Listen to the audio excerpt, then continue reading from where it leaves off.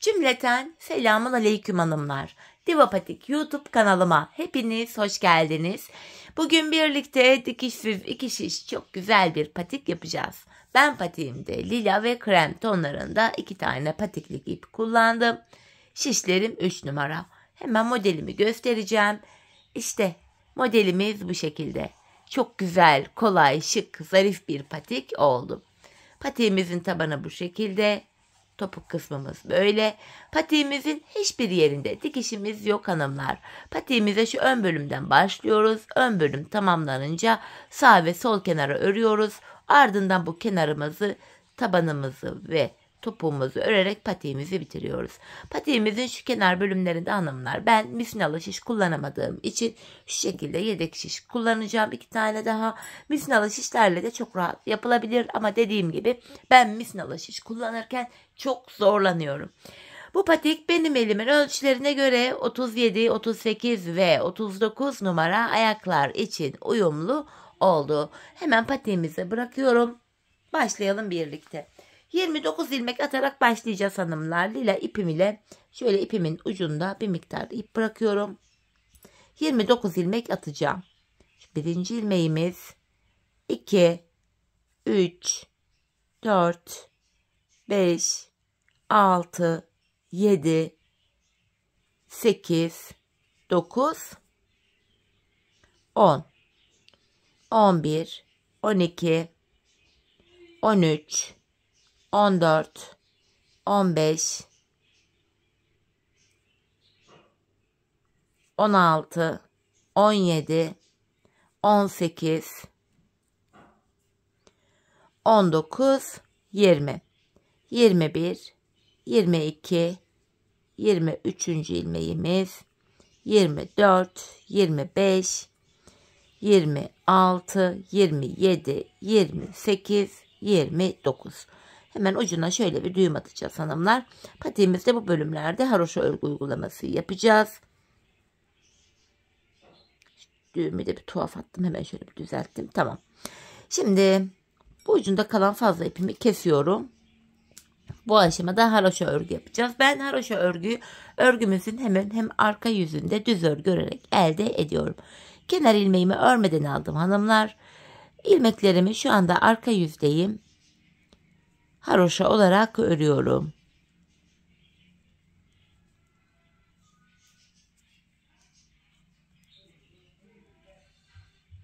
Bu şekilde düz örgü uygulaması yapıyoruz. Böylece haroşa düşüyor. Örgünüzün her iki tarafında ters örgü örünce yine haroşa düşüyor hanımlar. Artık hangisine eliniz alışkınsa, nasıl rahat yapabiliyorsanız o şekilde yaparsınız bu bölümleri. Bu şekilde sonuncu ilmeğimi de ördüm. Şimdi geri dönüyorum hanımlar. Ön yüzdeyiz. Ön yüzde olduğumuzu şöyle kabul ediyorum. Başlangıç ipimiz eğer sol taraftaysa ön yüzdeyiz demektir.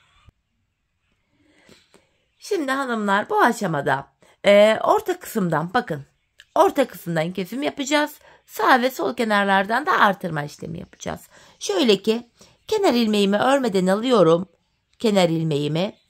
Hemen yanına böyle bir ilmek atıyorum. Bakın bir ilmek attım. Kenarda 2 ilmeğimiz oldu. Şimdi ilmekleri sayarak gideceğiz. 3, 4, 5, 6, 7, 8, 9, 10, 11, 12, 13, 14 ilmek ördüm. Bakın artırdığım ilmekle birlikte 14. Şimdi ortada üçlü bir kesim yapacağız. Yani bakın hanımlar şu bölümleri oluşturacağız. Üçlü kesim. Yapacağımız işlem şu.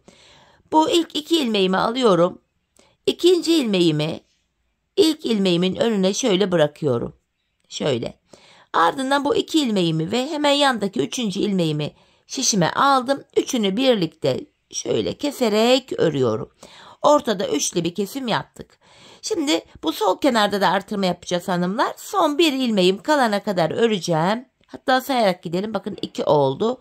3, 4, 5, 6, 7, 8, 9, 10, 11, 12. Bakın son bir ilmeğim kaldı. Bu kenarda da artırmamı yapıyorum. 13.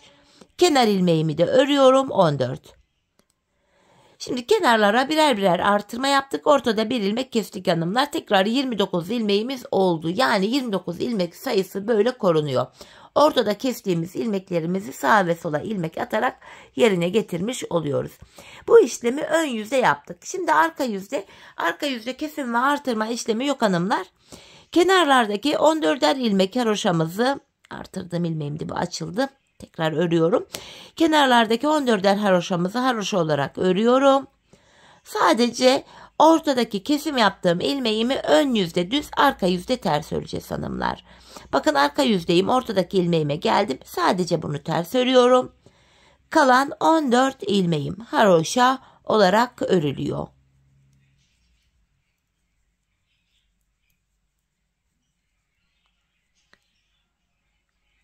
Sonuncu ilmeğimi de ördüm. Şimdi geri dönüyorum, ön yüzdeyim. Aynı işlemi tekrar edeceğiz hanımlar. Artırma yapacağız, ortadan da kesim yapacağız. Bakın kenar ilmeğimi örmeden alıyorum. Hemen yanına bir ilmek artırdım. Artırdığım ilmekle birlikte 14 ilmek öreceğiz. Bakın 3 oldu. 4, 5, 6, 7, 8, 9, 10, 11, 12, 13, 14. Her defasında saymaya da gerek yok. Bakın kesim yaptığımız ilmeğin önündeki bir haroşaya kadar öreceğiz. Sonra bu üçlü ilmeği birlikte keseceğiz. Şimdi bu ortadaki ilmeğimi alıyorum, ikinci ilmeğimi ilkinin önüne bıraktım. Bu iki ilmeği ve hemen soldaki üçüncü ilmeği, üçünü birlikte örüyorum.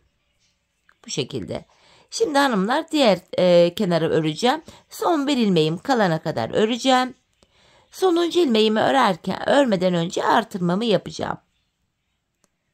Bakın sonuncu ilmeğim burada. Hemen artırmamı yapıyorum. Şöyle ve sonuncu ilmeğimi düz örüyorum. Şimdi arka yüzdeyiz. Arka yüzde yine kenardaki 14 haroşamız düz örülecek. Ortadaki kesim yaptığımız ilmek ters örülecek.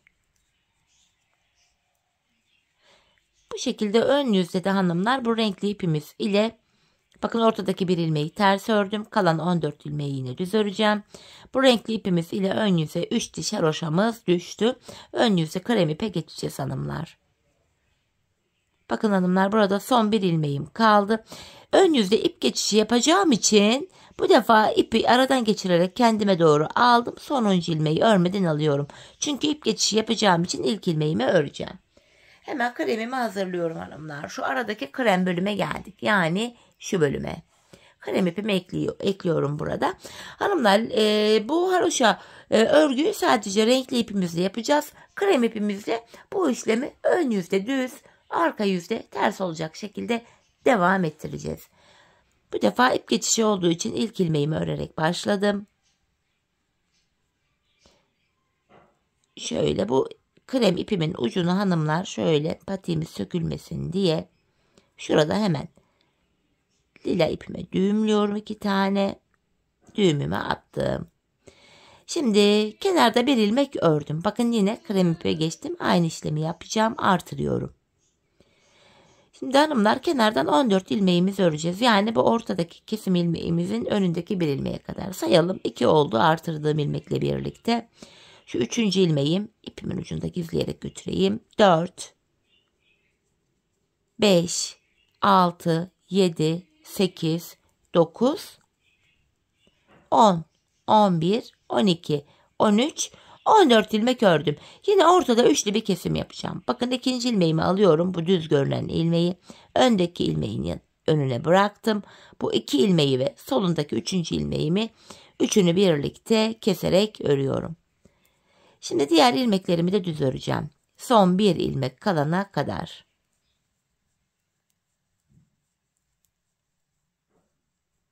Son bir ilmeğim kaldı.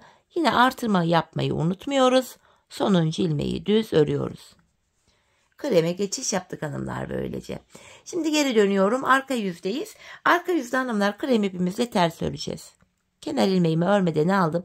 Sıra sonuna kadar ilmeklerimizin tamamını ters olarak öreceğiz. Krem ipimizle ön yüzde ilk sıramızı yapmıştık. Şimdi arka yüzde ikinci sıramızı örüyoruz. İlmeklerimizin tamamını ters olarak örüyoruz hanımlar.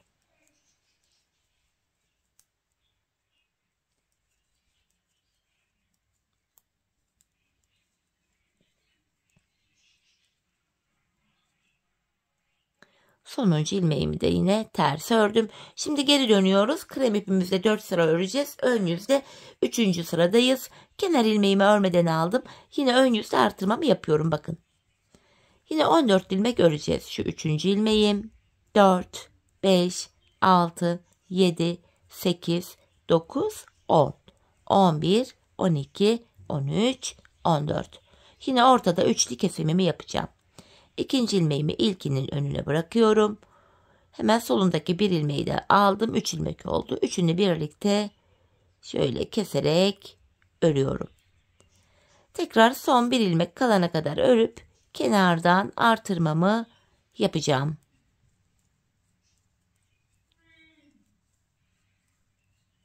Bakın son bir ilmeğim var hanımlar. Hemen artırmamı yapıyorum. Kalan bir ilmeğimi düz ördüm. Şimdi geri dönüyoruz hanımlar. Krem ipimizle 4. ve sonuncu sıradayız. 4 sıra krem ipimizi kullanacağız. Ardından renkli ipimizle bir diş haroşamızı oluşturacağız. Şimdi arka yüzde yine ilmeklerimizin tamamını ters örüyorum.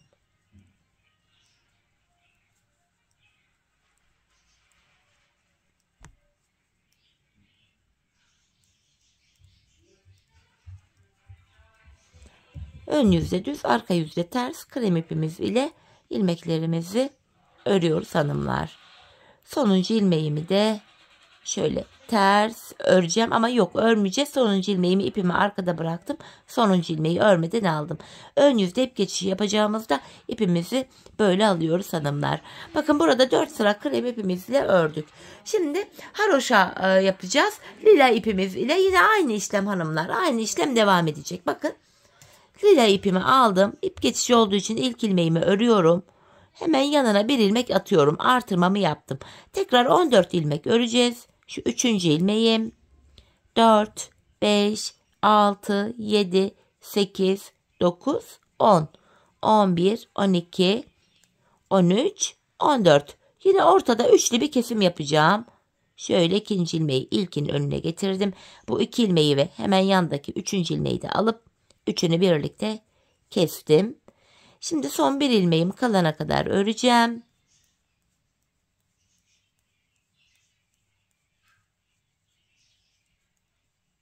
Bakın sonuncu ilmeğim burada. Hemen artırmamı yaptım ve sonuncu ilmeğimi düz ördüm. Bu şekilde. Şeklimiz böyle hanımlar. Şimdi geri dönüyorum. Arka yüzdeyiz. Arka yüzde yine kenarlardaki 14'er ilmek haroşamızı düz öreceğiz. Sadece kesim yaptığımız ilmek ters örülecek. Kenardaki 14 haroşamı örüyorum.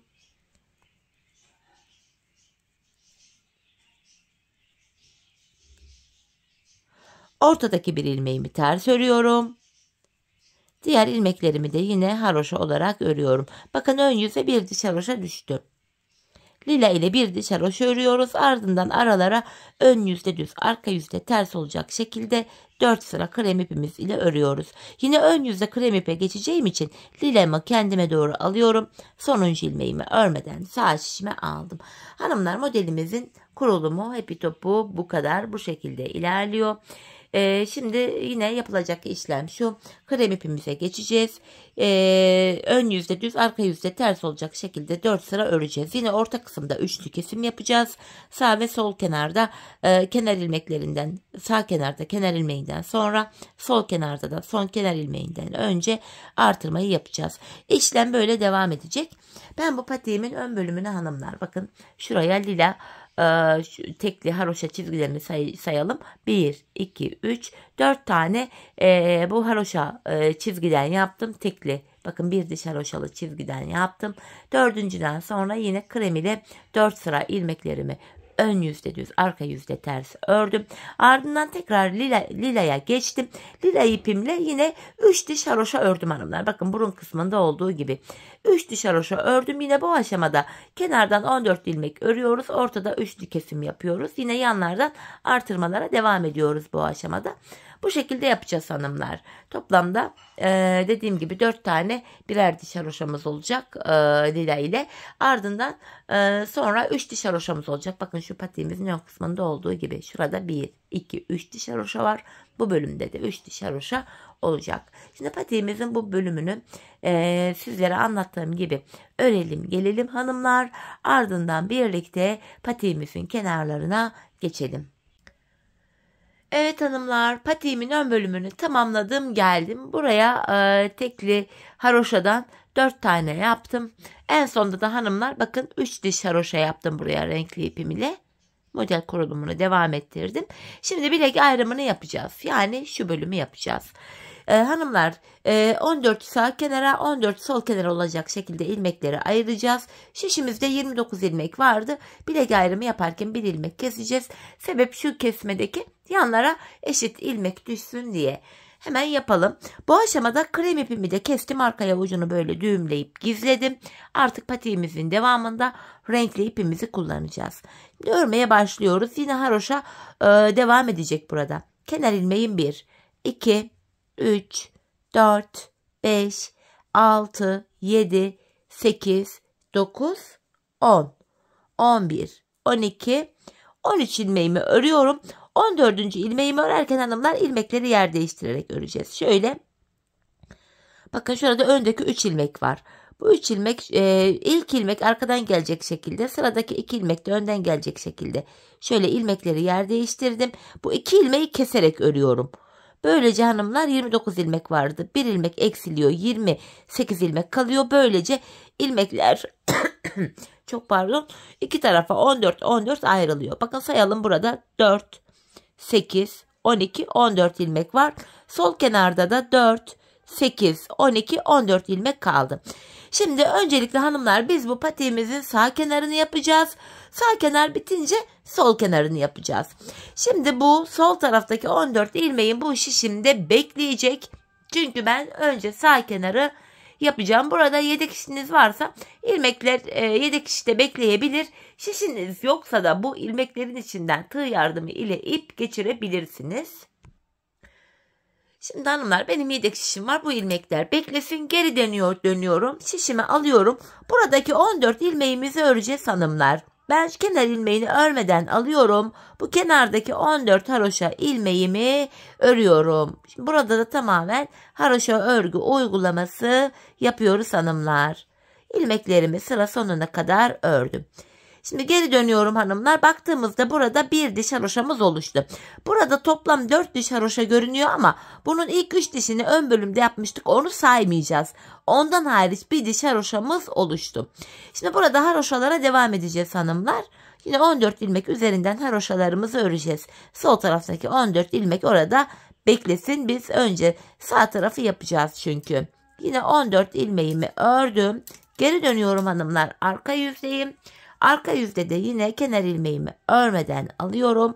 İlmeklerimin tamamını haroşa yani düz olarak örüyorum.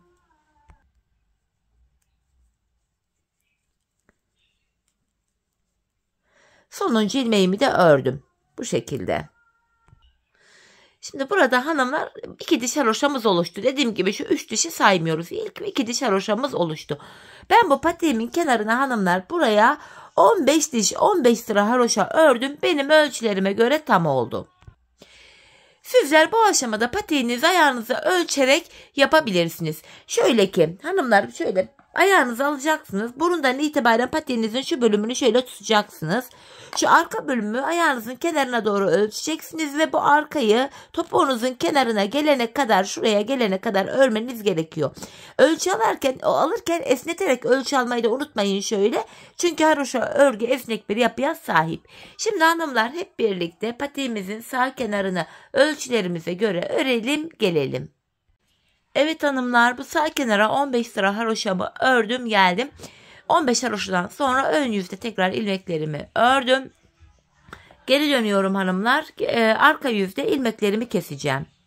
Bu bölümde sağ kenarda ilmeklerimizi arka yüzde kesiyoruz.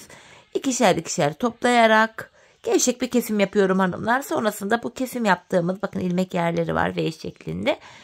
Topuğumuzu yaparken buralardan ilmekler çıkaracağımız için gevşek kesim yapıyorum. İlmekleri rahat çıkartabilelim diye.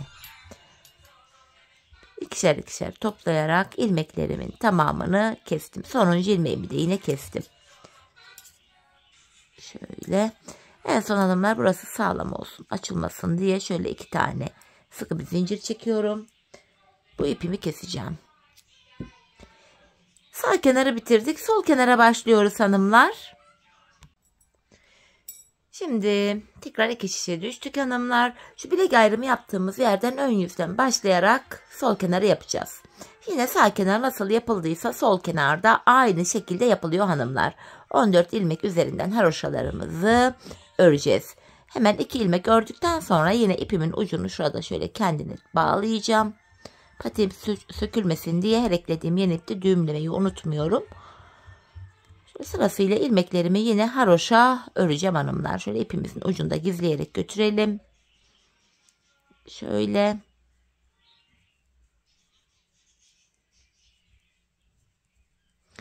Sıra sonuna kadar ilmeklerimi ördüm. Geri dönüyorum, arka yüzdeyim. Arka yüzde de yine bu 14 ilmeğimi haroşa öreceğim. Sağ kenarı ne kadar yaptıysak sol kenarı da aynı ölçüde, aynı sayıda yapmamız gerekiyor. Sonuncu ilmeğimi de yine ördüm. Şöyle döndüğümüz anda hanımlar yine bu ilk 3 diş haroşayı saymıyorduk. Burada da 1 diş haroşamız oldu. Ben sağ kenara 15 diş haroşa yapmıştım. Sol kenarı da aynı sayıda yapacağım. Sizler de hanımlar sağ kenar ile eşit sayıda sol kenarınızı tamamlayın. Gelin ardından patiğimizin kenarlarına başlayalım. Evet hanımlar, sol kenarımı da ördüm. Yine burada da 15 diş haroşam oldu. Sağ kenarda arka yüzde kesim yapmıştık. Sol kenarda ön yüzde kesimimizi yapacağız hanımlar. Şöyle yine ilmeklerimizi ikişer ikişer toplayarak kesiyoruz. Patiğimizin üst bölümü böylece tamamlanmış oluyor.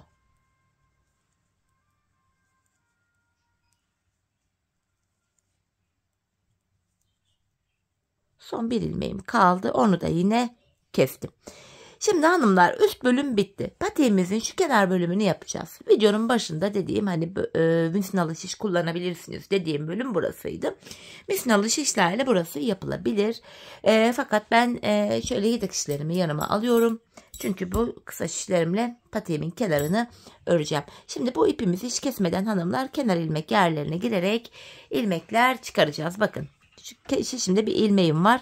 Sırayla kenar ilmek yerlerine ilmeğin 2 kanadına birden girerek ilmek çıkarıyoruz. Bakın yerleri belli zaten. Kenar ilmek yerim burada.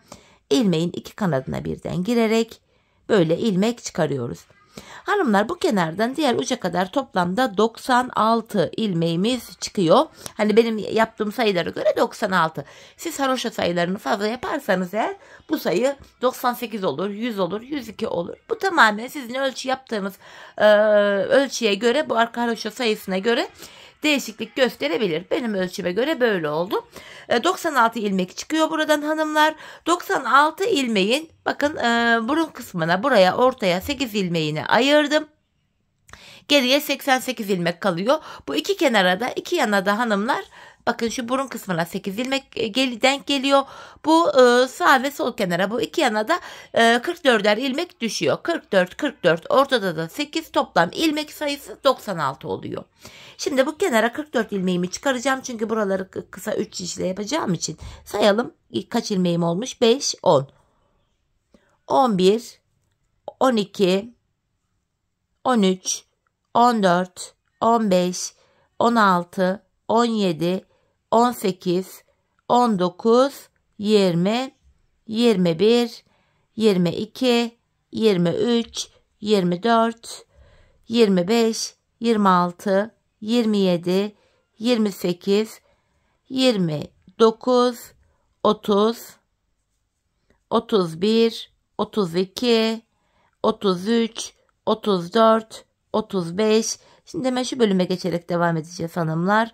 36, 37, 38, 39, 40, 41, 42, 43, İşte 44 ilmek bu kenardan çıkarttık. Şurada hemen başlangıç ipimiz var.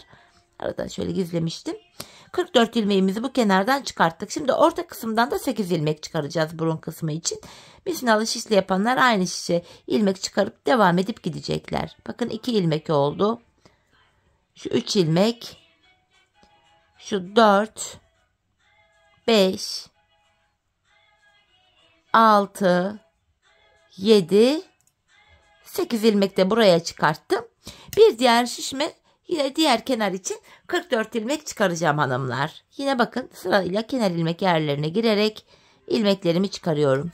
İlmeğin iki kanadına birden girerek ilmek çıkaralım ki bu kenar bölümlerimiz sağlam, kullanışlı olsun. Sırasıyla gördüğünüz gibi buralara girerek ilmeklerimi çıkartıyorum. Kaç ilmek oldu burada? 7. Şöyle geçelim. 8, 9, 10, 11, 12, 12, 13, 14, 15, 16, 17, şu 18, şu 19, 20, 21, 22, 23, 24, 25, 26, 27, 28, 29, 30. Bu şekilde hanımlar bakın. Devam edeceğiz. 31, 32, 33, 34, 35, 36, 37, 38, 39, 40, 41, 42, 43 ve son olarak şu kenara da girerek şuradan bir ilmek çıkartıyorum. 44. Böylece 44 ilmek de bu taraftan çıkarttık. Şimdi geri dönüyorum hanımlar. Bu aşamada haroşaya yine devam ediyoruz. İlmeklerimizin tamamını haroşa yani düz olarak örüyoruz hanımlar. Bu şekilde. Kenarlardan çıkarttığımız ilmeklerimizi düz olarak öreceğiz.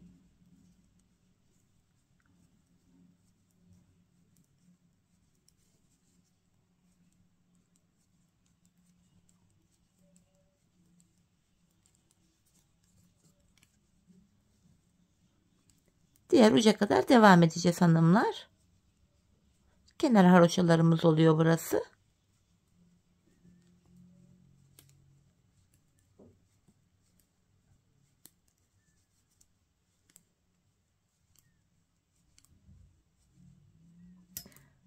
Kenardaki 44 ilmeğimi ördüm. Burun kısmına geldim. Şimdi de buradaki 8 ilmeğimi de haroşa örüyorum.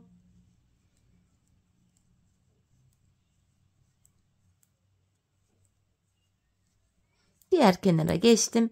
Buradaki 44 ilmeğimi de öreceğim. Sıra sonuna kadar öreceğiz. Böylece kenarımızda bir diş haroşamız olacak.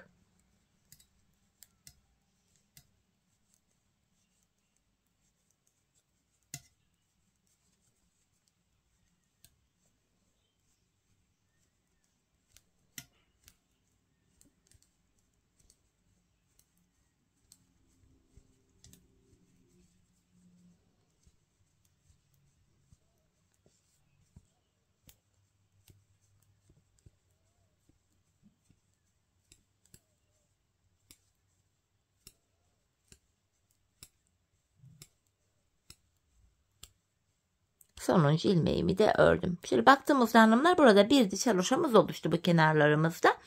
Ben bu patiğimin şu kenarına hanımlar şu bölüme toplamda 4 diş haroşa ördüm. Bakın 1, 2, 3, 4. İlkini birlikte yaptık. Şimdi diğer uca kadar ilmekleri düz öreceğiz. Arka yüzü de düz öreceğiz.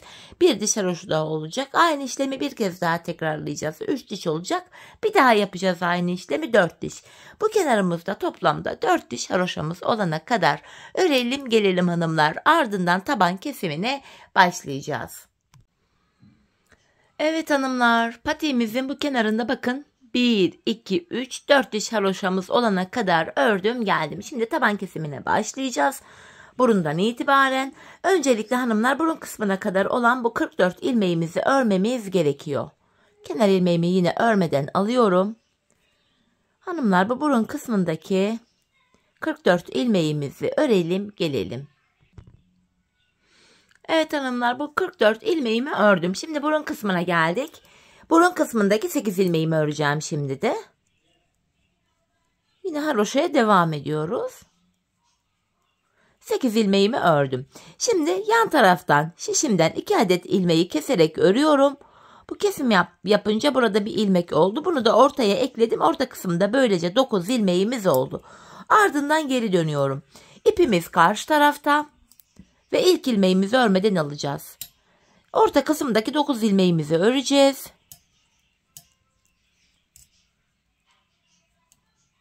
Bakın orta kısımdaki ilmekleri ördüm. Şimdi de diğer şişimden 2 tane ilmeği keserek örüyorum. Ve bunu da ortaya ekledim. Ortada böylece 10 ilmeğimiz oldu. Tekrar geri döndüm. Yine ipim karşıda, ilk ilmeği örmeden alıyorum. Orta kısımdaki 10 ilmeğimi öreceğim hanımlar. Ortada 14 ilmek olana kadar bu işleme devam edeceğiz. Bakın 10 ilmeğimi ördüm. Yan taraftan 2 ilmeği keserek örüyorum. Bu ilmeği de ortaya ekledik. Ortada 11 ilmek oldu. Geri dönüyorum.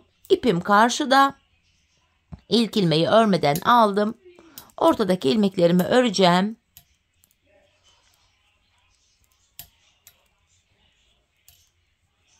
Şu 11. ilmeğim. Ardından yine şişimden 2 tane ilmeği keserek örüyorum. Bunu da orta kısma ekledik. Böylece ortada 12 ilmeğimiz oldu. Tekrar geri döndüm hanımlar. İpim karşıda, yine ilk ilmeği örmeden alıyorum. Ortadaki 12 ilmeğimi öreceğim öncelikle. Şu 12. ilmeğim. Ve hemen yandan 2 ilmeği yine keserek örüyorum. Ortaya ekledim bunu da. Ortada 13 ilmek oldu. Tekrar geri döndüm. Yine ipim karşıda. İlk ilmeğimi örmeden alıyorum. Ortadaki 13 ilmeğimi öreceğim önce.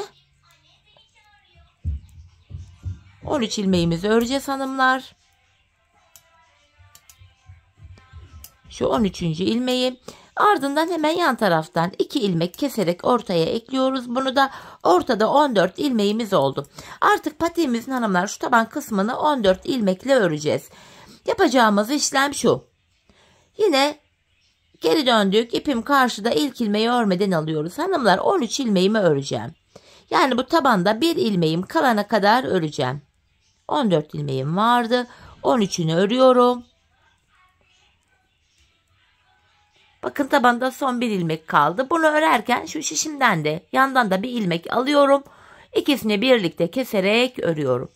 Kesimden sonra geri dönüyoruz. Yine ipim karşıda, ilk ilmeği örmeden aldım.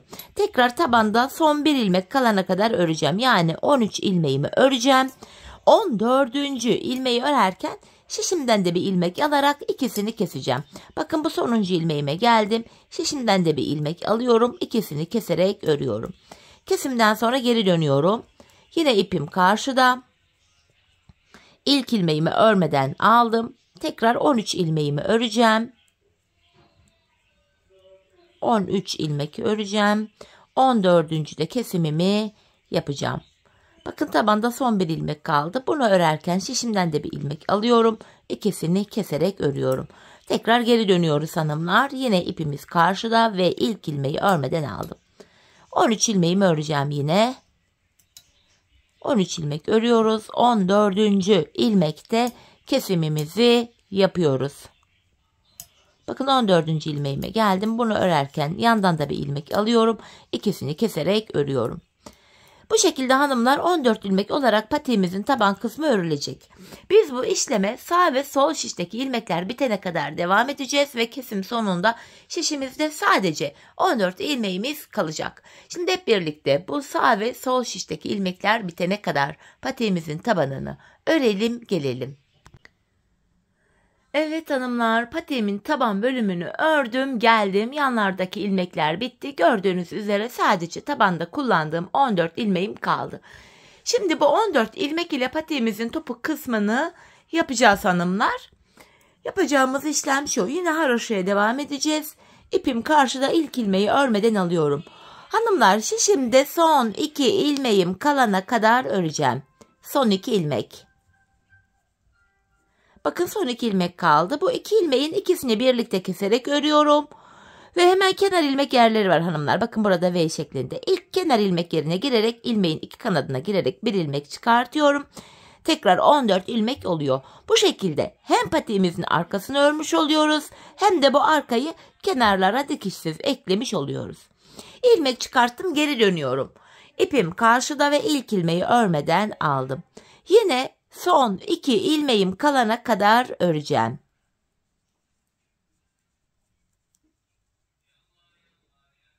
Bakın son 2 ilmeğim, ikisini keserek örüyorum. Bu sağ kenardan ilmek çıkarırken hanımlar geri dönüyorum. Şu an ön yüzdeyim. Hemen buradaki kenar ilmek yerine girerek ilmeğimi çıkarıyorum. Tekrardan diğer ilmeklerimi öreceğim. Son 2 ilmek kalana kadar.